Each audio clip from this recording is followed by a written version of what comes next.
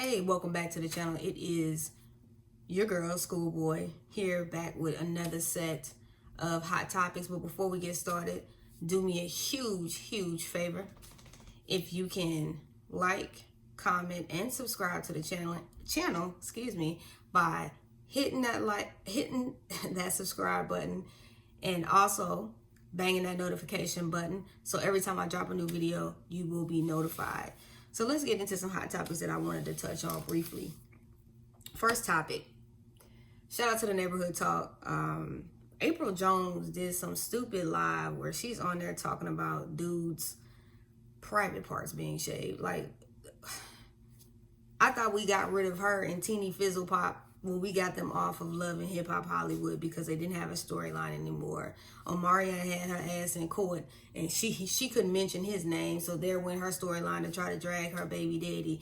And her and punk ass Lil Fizz was sleeping together, which was disgusting. How do you go from that being your homeboy and best friend to sleeping with his baby mama? I mean, damn. What people won't do for a VH1 check is just amazing. Next thing I want to talk about is Tyler Perry trying to convince everybody to get the vaccine by him actually producing like a live production, I guess, of him getting the vaccination to encourage people in the community to get the coronavirus vaccine. To be honest, I mean, I think that should be each its own. I'm personally not getting the vaccine. I just don't trust nothing that the government gives you in less than a year. Typically vaccines take a while to be really truly trialed out and tested to the fullest to make sure that everything in that vaccine is good to go and that people are not having adverse reactions like a lot of people are. And plus, people are still getting sick and people are still getting it, so I don't see what the point is in me getting it. I'll go ahead and take my elderberry and my echinacea and work out and eat right and keep on about my business. Third thing I wanted to touch on just a little bit, we already talked about it this week on the panel on All About the Tea, is Kenya Moore regretting the feud with Phadrea Parks. I think right now Kenya just needs a storyline. She knows she's pretty much grasping at straws on this season. To me, I believe Real Housewives of Atlanta is washed up. I think it's over with. It's retired. I don't believe that it's actually going to go anywhere or do anything past this season. If it does, it needs a total revamp. And I really honestly doubt that the story...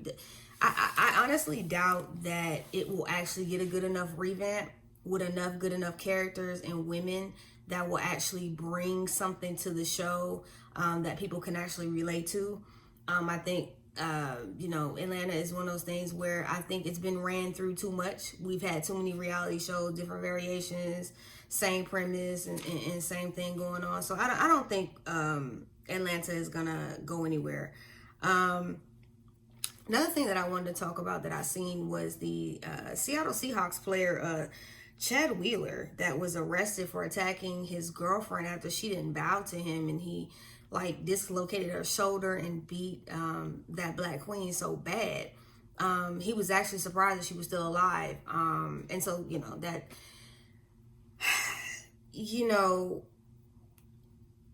look, to each its own about what they do, because I'm a person of this. I believe love is love. I don't exactly get accepted in any and all communities all the time for my sexual preference. So I would never, tell anybody what their sexual preference should be and who they should date, what they, hey, you do what makes you happy. But I just believe that, sometimes people just go extremely too far. I wish her a speedy recovery, and I also hope that he actually goes to jail. I hope they do him the way they do the African-American players that have run-ins and domestic violence cases, and they kick him out of the NFL like they do them. That they literally blackball them the way, the way they blackball them, they need to blackball him. Because my thing is, it will definitely be a kick in the face. to continue to allow him to make money in the NFL if that's the way that they're going to handle things. Like, that was really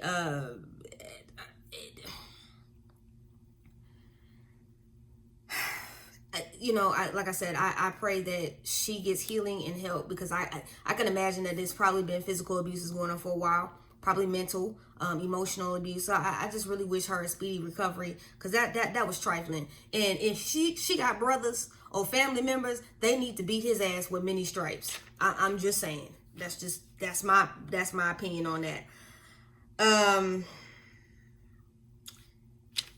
And I don't even really like looking at this in the blogs. And I'm actually tired of looking at it. I really want the court system to handle this. This Tory Lanez and Meg Thee Stallion situation, where I guess since Meg is talking about him so much online, he wants to actually have the opportunity to respond, since he cannot respond to her or say anything to her online. So pretty much he's tired of her dragging him for filth online. With this, because there's so many different versions of this story, to me, I'm like this. There's his version, her side, and the truth. And God knows the truth. I hope the truth comes out in court. Should nobody be shooting nobody? That's ridiculous. It's just trash. And I don't understand. Hip hop's got a lot of cleaning up to do, and it's really sad. It's really, really sad. The next thing I want to talk about is this T.I. and Tiny pulling a gun. T.I. is supposed to be pulling a gun on Sabrina Peterson's in front of her kids, and Tiny up here capping for T.I. Let me tell you something.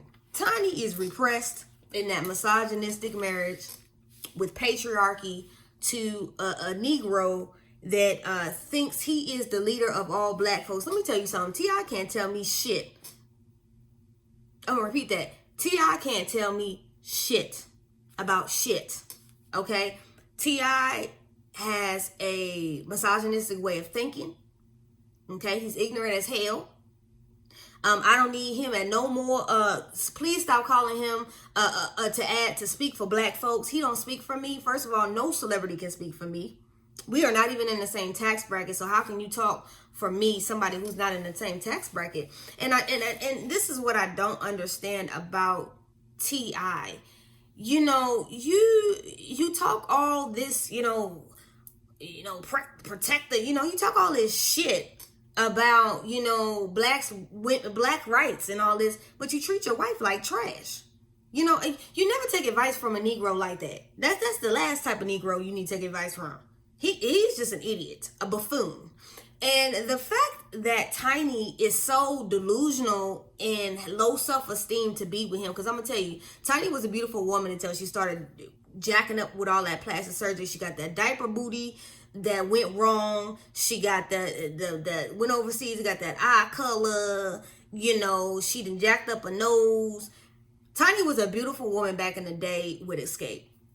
I don't know what the hell happened in between time, but meeting T.I. was the worst thing that she could have did to herself.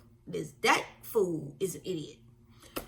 If he did pull a gun out on this woman, which I'm kind of inclined to believe, because T.I. still ain't left away them hood ways, and you could tell with his ignorant ass comments, and